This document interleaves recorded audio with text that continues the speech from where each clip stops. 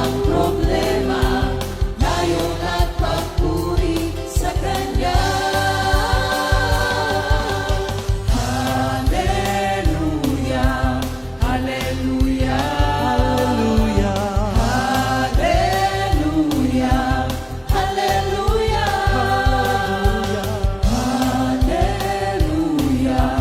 Hallelujah,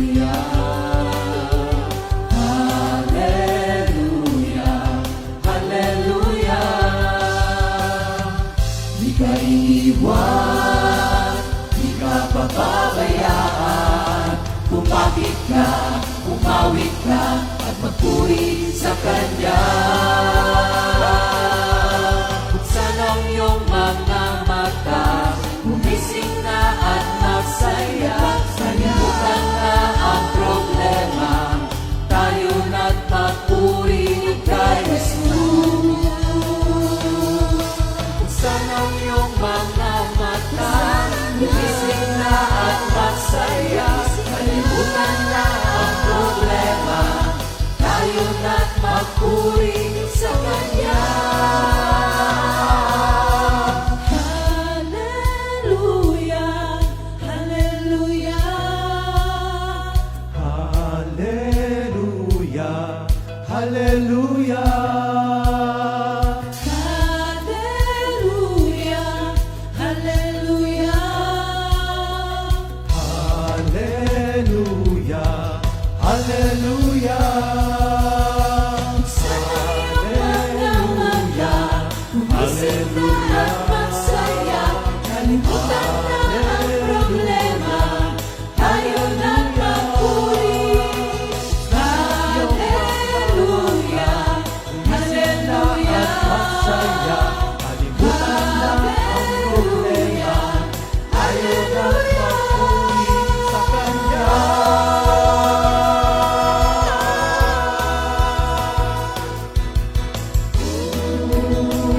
Good morning, Jesus. Ooh, good morning, Jesus. Good morning, Jesus.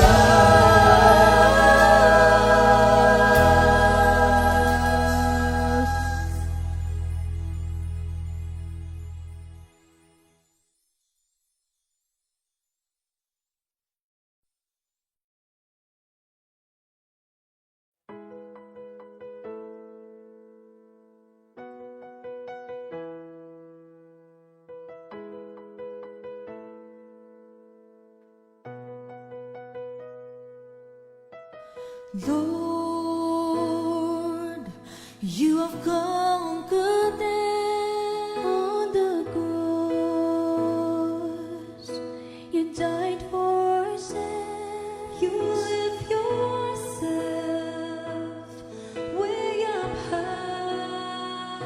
You rose again, went up to heaven. Lord, you have conquered death on the cross. You died for our sins. You lift yourself way up high. You rose again, went up to heaven.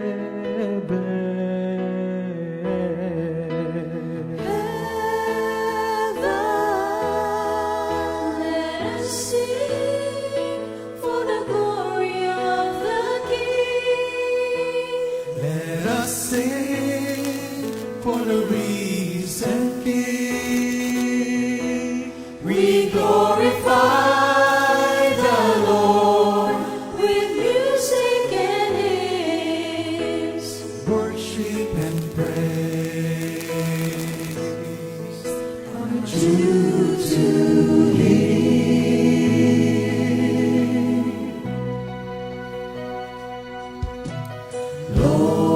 Lord, you have conquered death on the cross. You died for our sins. You lift yourself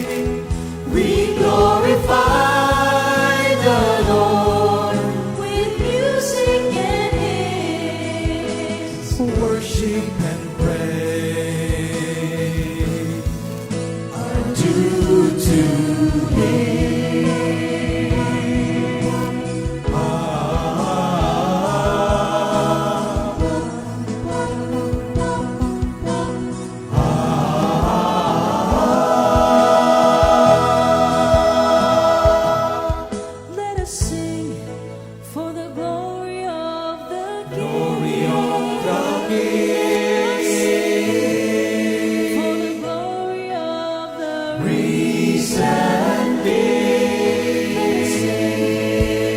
Glory of the King. For the glory of the Risen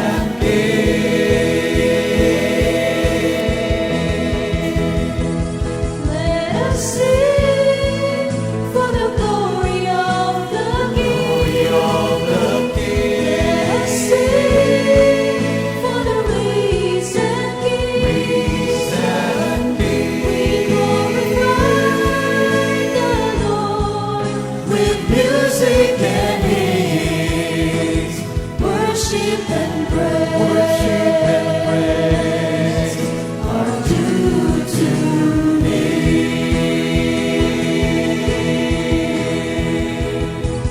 Let us sing for the glory of the King. of the King. Let us sing for the risen King. Risen King. We glorify the Lord With music and hymns, worship and praise. worship and praise, Worship and praise. worship and praise,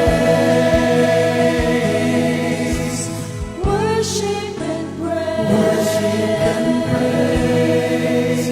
The risen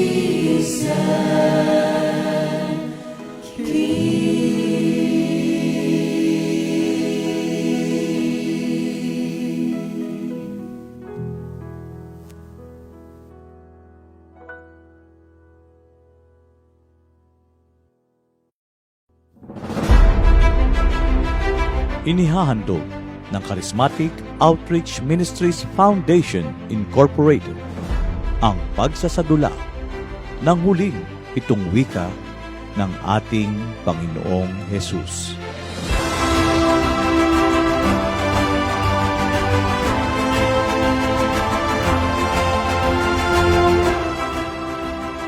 Nasusulat sa Juan 3:16. Sapagkat gayon na lamang ang pag-ibig ng Diyos sa sangkatauhan. Kaya't ibinigay niya ang kanyang kaisa-isang anak upang sino mang sumampalataya sa kanya ay hindi mapahamak, kundi magkaroon ng buhay na walang hanggan.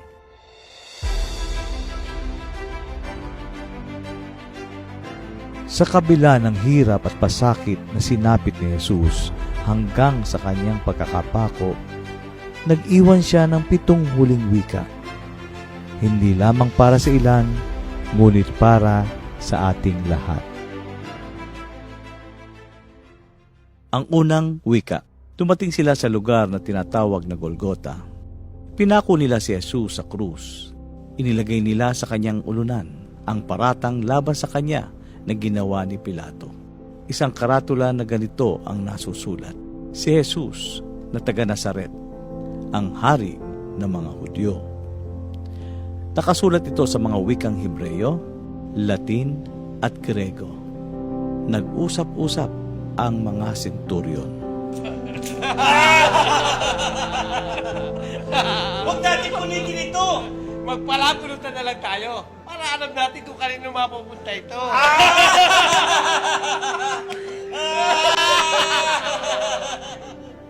Ang mga tao ay nakatayo na nakamasid. Tinutuya siya ng mga pinuno.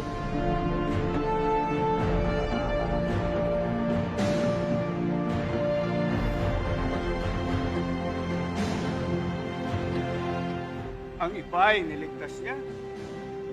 Hayaan mo siyang iligtas ang kanyang sarili. Kung siya nga ang piniling Mesiyas ng Diyos. O ano? Di ba gigibayin mo ang templo? At muling itatayo sa loob ng 3 araw. Iligtas mo ngayon ang iyong sarili.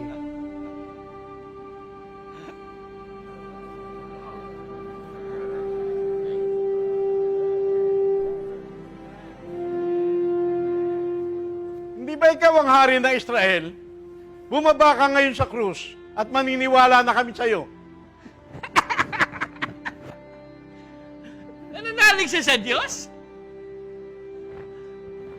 Sinasabi niya, anak siya ng Diyos? Tingnan natin kung ililigtas siya ng Diyos.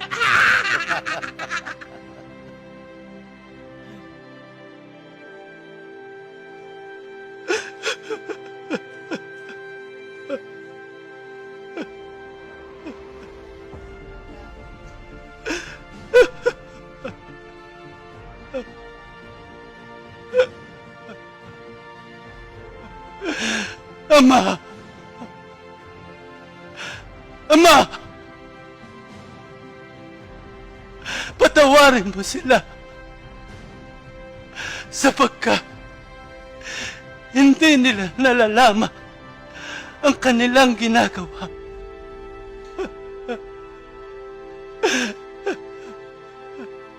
Ang talinhaga patungkol sa aliping di marunong magpatawad. Minsan, nagtanong si Pedro kay Jesus, Panginoon, hanggang ilang ulit ko po bang patatawarin ng aking kapatid kapag siya'y nagkasala sa akin? Hanggang 7 ulit po ba? Hindi ko sinasabing 7 beses, kundi 70 ulit na 7. Sapagkat ang kaharian ng langit ay katulad nito. Ipinasya ng isang hari na hinga ng ulat ang kanyang mga alipin tungkol sa kanilang mga utang. Unang dinala sa kanya ang aliping may utang na milyon-milyong piso. Dahil sa siya'y walang maibayad, iniutos ng hari na ipagbili siya, pati ang kanyang asawa, mga anak, at lahat ng kanyang ari-arian, upang siya'y makabayad. Lumuhod ang taong ito sa harapan ng hari at nagmakaawa. Bigyan pa po ninyo ako ng panahon at babayaran ko sa inyo ang lahat. Naawa sa kanya ang hari, kaya't pinatawad siya sa kanyang pagkakautang at pinalaya. Ngunit pagkaalis roon, ay nakatagpo niya ang isa niyang kamanggagawa na may utang na 100 piso sa kanya. Sinunggaban niya ito sa lieg, sabay sigaw, magbayad ka ng utang mo. Lumuhod ito at nagmakaawa sa kanya. Bigyan mo pa ako ng panahon at babayaran kita. Ngunit hindi siya pumayag. Sa halip, ito'y ipinabilanggo niya hanggang sa makabayad. Labis na nagdamdam ang ibang mga tauhan ng hari nang malaman iyon. Kaya't pumunta sila sa hari at isinumbong ang buong pangyayari. Ipinatawag ng hari ang malupit na lingkod. Napakasama mo, sabi niya. Pinatawad kita sa utang mo sapagkat nagmakaawa ka sa akin. Naawa ako sa iyo. Hindi ba't dapat ka rin sanang nahabag sa kapwa mo? At sa galit ng hari, siya'y ipinabilanggo hanggang sa mabayaran ang lahat ng kanyang utang. Gayon din ang gagawin sa inyo ng aking Ama na nasa langit, kung hindi ninyo patatawarin ng buong puso ang inyong mga kapatid.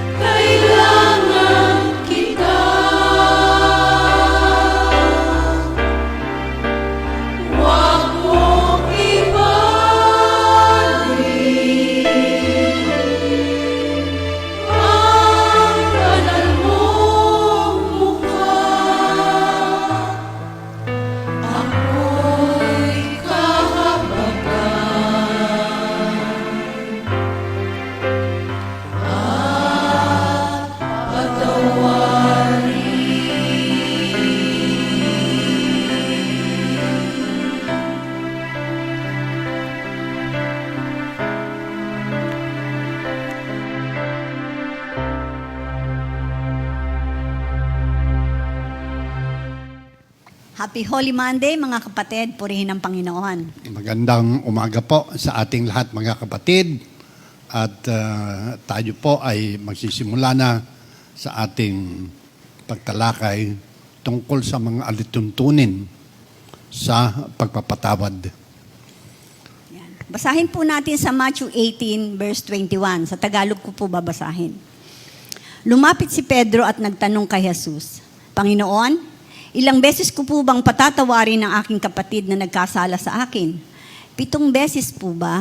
Ito po ang salita ng Diyos. Manalangin po tayo. Dakila naming Ama. Diyos namin na nagmamahal sa aming lahat. Salamat po sa mga talata na aming nadinig upang sa ganon aming maipamuhay sa aming paglilingkod sa iyo, Panginoon. Mangusap ka, kami pong lahat ay makikinig sa pangalan ni Jesus. Amen. Amen. Amen. Tulad po ng ating napakinggan kanina, ang first of the 7 last words of victory of Jesus on the cross. Sa Luke 23:34, Jesus said, Father, forgive them, for they do not know what they are doing. Sa Mark 11:24, when you pray and ask for something, believe that you have received it, and you shall have it. And in verse 25, but when you pray, forgive. Ang mga pagpapatawad po ito ay isa sa mga dakilang isinulat ni Matthew. Si Matthew po ay isang former tax collector, focus on good deal of his attention on money. The only gospel writer to record the unmerciful servant. The gospel writer who wrote the vineyard worker in Matthew 20.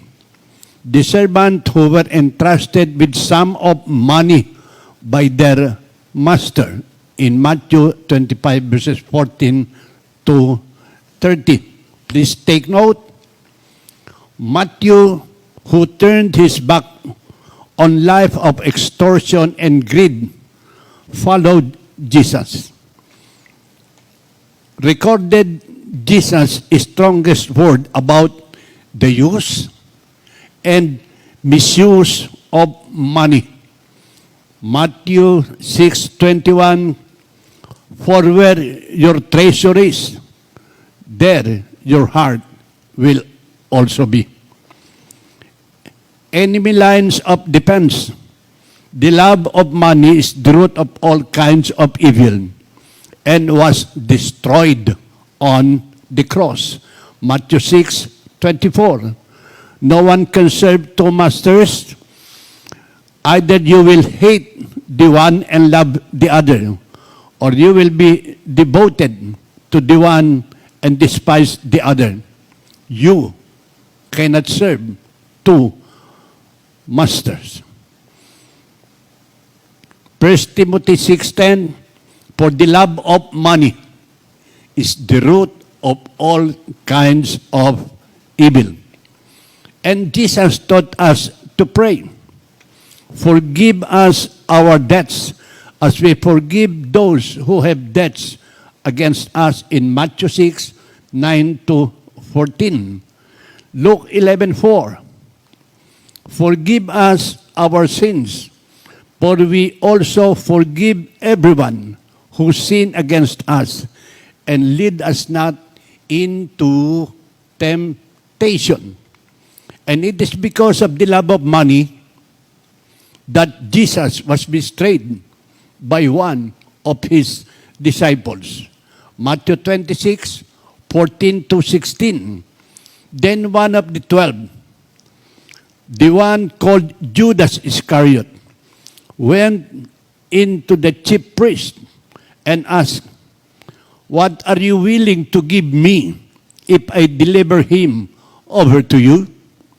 So they counted out for him 30 pieces of silver. From then on, Judas watched an opportunity to hand him over.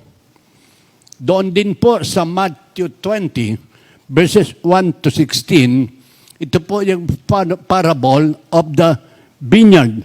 At ang nilalaman po nito ay isang napakaganda buhat Matthew 19 hanggang Matthew 20. Maraming nauuna ang nahuhuli because of money. Ano ba ang makukuha ko kung ako'y maglilingkod sa iyo? And in Matthew 20, binigyan ni Lord ng parable, the workers in the vineyard. Hindi ba nakipagkasundo ka sa akin ng paglilingkod? Ito ang makukuha mo? E ba't naiinggit ka sa iba? The Bible says, at ito ay pinatunayan ng ating Panginoon, are you jealous because I'm generous? At ang huling talata sa Matthew 19 at saka sa 20, maraming nahuhuli ang nauuna at maraming nauuna ang nahuhuli. Doon din sa Matthew 25, 14 to 30, the parables of the bags of gold, ito yung in-entrust ng Panginoon doon sa mga disciple niya kung ano ang gagawin sa salapi na ibinigay sa kanila. Hindi rin nagkatama ang kanilang mga buhay. Ang sabi ng Panginoon, the least that you can do is to put your money in the bank. Use it for the propagation of the gospel. Ibibigay ko po sa inyo si Mrs. Francisco at habang siyang mag-share tungkol doon sa verses 23 hanggang 28. Sige. Basahin mo muna. Sige, babasahin ko po yung magmula na sa 22, Pastor. Oh, sige. Sige. Sinagot siya ni Jesus, hindi 7 beses, kundi 70 ulit na 7. Pagkat ang kaharian ng langit ay katulad nito, ipinasya ng isang hari na hinga ng ulat ang kanyang mga alipin tungkol sa kanilang mga utang. Nang simulan niyang magkwenta, dinala sa kanyang isang lingkod na may utang na milyong-milyong piso. Dahil sa siya'y walang maibayad, inutos ng hari na ipagbili siya, pati ang kanyang asawa, mga anak at lahat ng kanyang ari-arian upang siya'y makabayad. Lumuhod ang lingkod sa harapan ng hari at nagmakaawa. Bigyan pa po ninyo ako ng panahon at babayaran ko sa inyo ang lahat. Naawa sa kanyang hari kaya't pinatawad siya sa kanyang pagkakautang at pinalaya. Yan. Sige, hanggang dito na lang po sa 27. Pag tinignan ko po yung scripture na to, na ibabase ko po sa buhay namin, sobra talaga si Lord pinatawad kami sa napakarami naming pagkakautang o sa aming mga kasalanan. Kaya ito pong word na to na kumbaga kung napakarami nang ipinatawad sa iyo, paano pang hindi ka magkakapagpatawad? Sabi nga ganon. Who can love the Lord more, di ba? Yung mas maraming pinatawad na kasalanan. Meron po kasing nangyari sa aming buhay na sometime year 2004, may lumapit po sa amin na nangailangan talaga. At ito namang tao na ito ay kinakailangan talagang matulungan. At nung ibigay po namin, medyo malaki-laki po yung halaga. Nung ibigay po namin yon sa usapan na huhulug-hulugan, hindi na po nakaya niyang hulugan dahil nga sa napakaraming concern sa buhay. At totoo naman po. So, lately lang po, itong early itong taon na to, ito pong Deuteronomy 15 ay sobrang nangusap sa amin. Kasi ito nga milyon-milyon ng utang, pinatawad nung hari. Dito po kasi sa Deuteronomy 15, on the 7th year, there is such thing as cancellation of debts. Nung mabasa ko po ito, napakabigat po ng dating. Dalawa po kasi yung taong napabigyan namin ng tulong, isang year 2004, isang year 2013, na talagang medyo may kalakihan pero hindi po sila makabayad. At yun rin ang nagiging dahilan para hindi magpakita sa'yo, napapahiya. Alam po namin yon. So sabi ko parang to reinstate ba yung relasyon at maayos at para hindi na napapahiya. Dito sa, sinulat ko po sa kanila, nung i-cancel namin yung debt, sinulatan ko po sila ng, ikino-quote ko itong Deuteronomy 15. Ang sabi po kasi sa Deuteronomy 15, sabi sa verse 1, at the end of every 7 years, you must cancel debts. This is how it is to be done. Every creditor shall cancel the loan he has made to his fellow Israelites. He shall not require payment from his fellow Israelites or brother, because the Lord's time for canceling debt has been proclaimed. So, kinausap ko po si Pastor Fred, sabi kong gano'n sa kanya, Dad, kinakausap ako ni Lord tungkol dito. Pinakita ko sa kanya yung statement kung magkano yung utang ng tao, ang gano'n. Para mawala na kasi, hindi ba? Doon sa Korinto kasi meron po yun, doon sa pagpapatawad rin kasi. There are times na kapag hindi tayo nagpapatawad, there's a hold of Satan over the two of us, both parties. Yun po ay sabi ni San Pablo, may kasalanan ka man o wala, ikaw ay pinatatawad ko para mawala na ang kapangyarihan ni Satanas sa ating dalawa.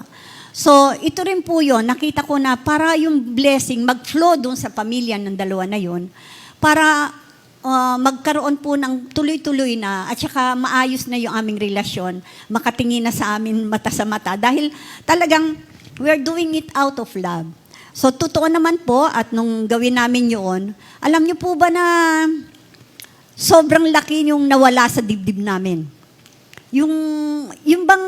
Yun na nga dito sa itong Gospel of Matthew kasi, pag napansin nyo, more on money, tandaan natin tax collector kasi si Matthew. Kaya si Matthew, alam na alam niya tungkol pagdating sa, kumbaga authority siya pagdating sa pera.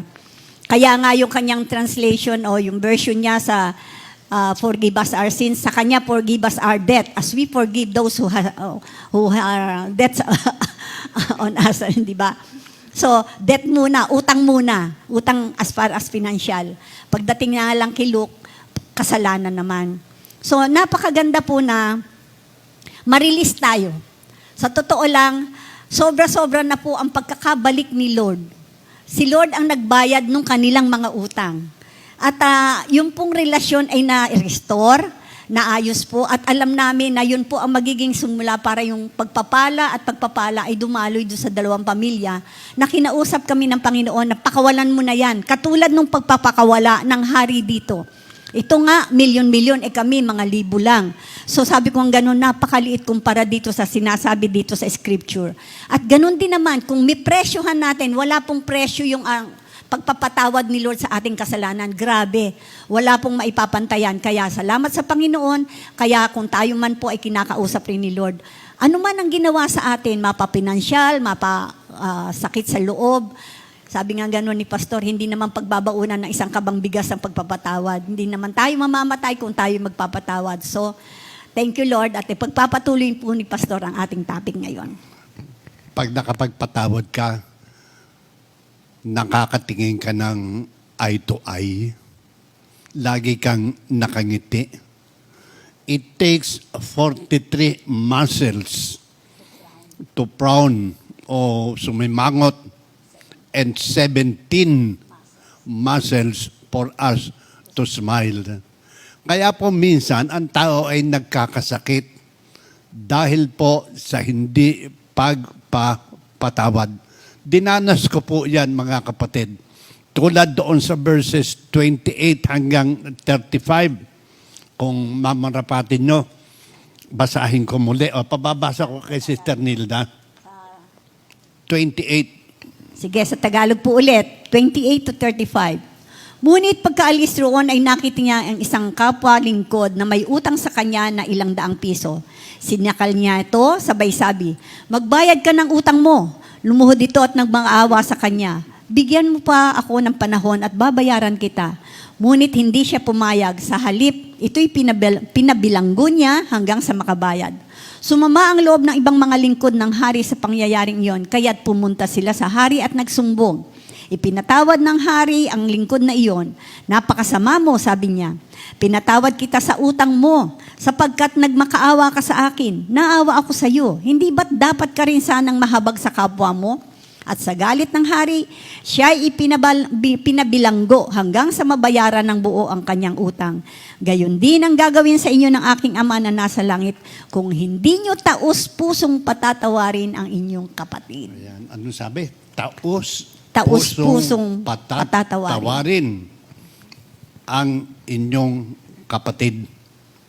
Marami rin po, sa totoo, maraming nagsasamantala sa kabaitan ng isang Kristiyano. Pero huwag tayong dumako doon sa pinagsasamantalaan tayo. Dumako tayo doon sa pagpapatawad ng Panginoon sa lahat ng ating mga pagkakasala at mga pagkakautang. Meron pong 3 P. Ako natutunan nung ako ay nagtatrabaho sa mundo. Ang ibig ko sabihin ng mundo, na doon sa mga negosyo. Unang-una, power. Pangalawa, posisyon. At pera. Marami po talaga ang tao kapag ikaw ay nagtatrabaho o ano yan, talaga yung pera, hindi nawawala talaga yan. Kaya nga sabi ko, magkaibigan na lamang tayo kaysa pag-usapan natin ay pera. Alam po dito sa kumpiyan, pag pinag-usapan ni pera, I want to be delivered na huwag akong magalit. Ang kailangan sa akin na ma-deliver ako ay ang pagpapatawad ng buong puso. Natatandaan ko po kasi nung araw, meron akong isang, kung pinagsamantahan lang, okay, wala namang problema roon. Nakalipas na yun. Kulang-kulang isang yung kahon ng sapatos ang checking ibinigay sa akin. Hindi ko sinisingil at siyempre, business must go on. Dumating na yung pagkakataon na napakarami na. Siningil ko. Sabi sa akin, alam mo naman ng negosyo, ganito. Marami rin nakakautang sa akin, ganito. Ginawa ko, dinimanda ko. Dinala ko sa court. Pagdating sa court, yung idinimanda ko, kamag-anak ng piskal. Di nakatayo kami doon, doon sa witness stand. Ako pa ang nasalang. Yung nagkautang sa akin, hindi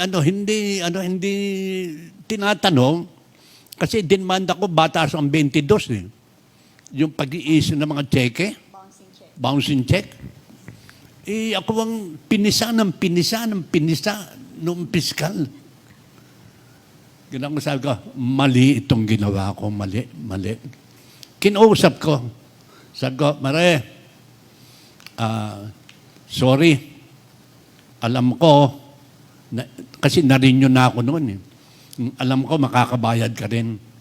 Sabi sa akin, ikaw naman kasi, dinamanda mo pa Sa tagal ng demanda, na-renewed ka. Sabi ko, sige, hindi na. I-atras ko na, demanda. Alam mo, yung relasyon namin dalawa, naging maayos. At ang naging resulta, nakabayad siya sa akin. Unti-unti. Unti-unti. Kaya hanggang ngayon sa mga panahon nato, ikaw, ako, kayo, tayong lahat, alam natin sa mga panahon nato, meron tayong mga pangangailangan lahat. Pero ang pinakamensahe natin dito, yung alituntunin sa pagpapatawad. Ang sabi ng Panginoon, 70 times 7. Nangangahulugan, walang katapusang pagpapatawad ang ibibigay natin sa ating kapwa na nagkakautang at nagkakasala sa ating lahat. 70 times 7. Kaya yung mga scripture natin nagpapatunay lamang sa atin, lalo na ngayon. the first victory on the cross is forgiveness. Sa ating pong pagtatapos,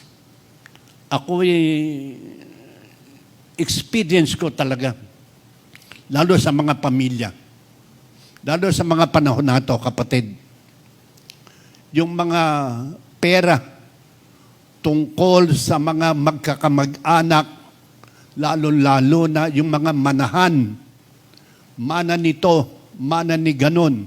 Nako, nang i-start yan ng pag-away-away tungkol sa relasyon ng isang mag-anak. Nawa ang mga talatang ating nadinig ngayon na sinabi ng ating Panginoon sa atin, walang hanggang pagpapatawad ng buong puso. At kung tunay lamang na pinatawad mo at tinanggap ang kanyang kapatawaran, pagkikita niyong dalawa, eye to eye, buong puso at pagmamahal. Kaya kung ano man yung nakikita mo panlabas, yun din ang dapat makita sa atin na pangloob. Purihin ng Panginoon. Meron pa nga ako sa experience, talaga. Kasi, Pastor, Tapos naman. kung makikita mo, si Lord ang magbabalik eh. Maaring yung tao, hindi makabayad, pero hindi mo pag napansin mo, bakit blessed na blessed ka? Bakit ang daming dumarating sa'yo? Kasi yun nga eh, yung action mo of forgiving, ay si Lord mismo ang nagbabayad. Si Lord ang nagbabalik. Pagkatapos, meron ka pang future receivable kung tutuusin. Kasi pag na-bless yung tao na yon, hindi uubra. Alam niyo po ba ang isang napakatagal, sabi nga ganon, ang utang na loob ay walang pambayad dyan. Kasi tatanawin nilang utang na loob yun eh. Yun po yung walang katapusang utang. At ang atin naman, we have no other obligation but to love. Yan ang ating kwan. Yan naman ang utang natin sa kapwa natin.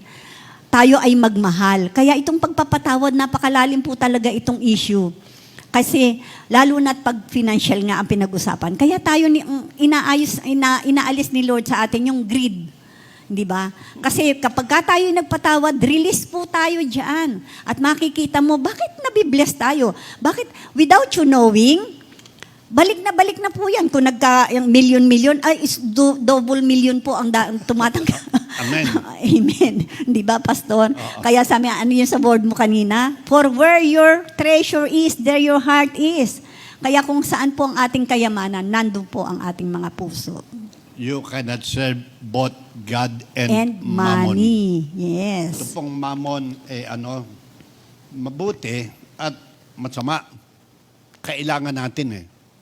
Pero yung kasamaan nito, pag dumating doon sa greed, pag dumating doon sa pagsasamantala sa ibang tao, ito ang itinuturo sa atin ngayon.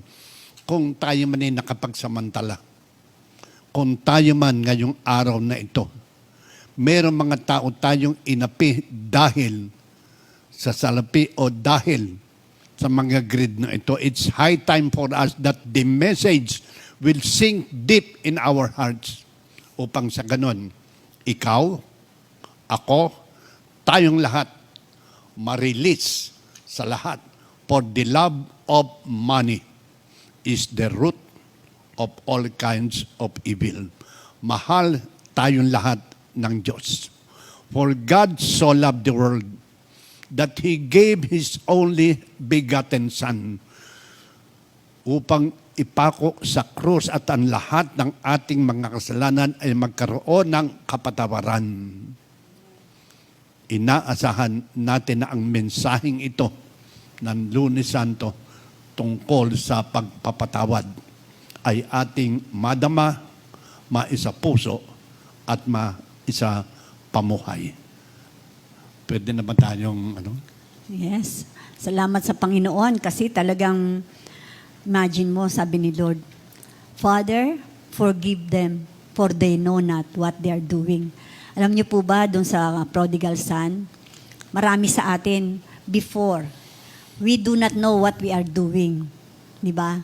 Well, but when we come to our senses, That's the only time that we will acknowledge that we have sinned. Kaya ito pong pangungunahan tayo ni Pastor Fred para sa isang panalangin. Kayo po ay sumabay sa atin sa panalangin upang humingi talaga tayo ng tawad kung ano man po ang nagawa natin sa ating kapwa. It's high time that we ask forgiveness and we also bestow forgiveness to others na nakasakit sa ating loob. Ngayong Pastor? alam na natin ang mga bagay na ito. Mapapalad ang mga tao na sumusunod sa lahat ng ito. The gospel is the power of God unto salvation. Let us pray. Dakila naming Ama, salamat po. Kami pong lahat na nakinig ay na-release sa pagmamahal sa salapi. At kami pong lahat nabuksan ng aming puso sa pagpapatawad sa lahat ng nagkakasala sa amin. Na-release po ang aming mga puso upang madama namin ang mga taong nangangailangan pa dahil sa mga biyaya na ipinagkaloob mo sa aming lahat. Thank you, Lord, for the message. I know that your goodness and love will follow us all the days of our lives. Thank you, Lord. In Jesus' name we pray. Amen and amen. Sala ko'y pinatawad mo, minahal mo ako ng totoo. Kay ganda ng ginawa mo sa buhay kong ito. Dakila ka sa iyong pag-ibig, walang hanggan. Pagmamahal mo sa akin, O Jesus, kahit na ang puso ko'y laging nagbabago, kahit kailan di ako nakarinig ng sumbat sa'yo, O Kristo, mahal mo nga ako. God bless everybody. Thank you, Lord. Para po sa ating daily Bible reading assignment, Day 96, April 11, 2022.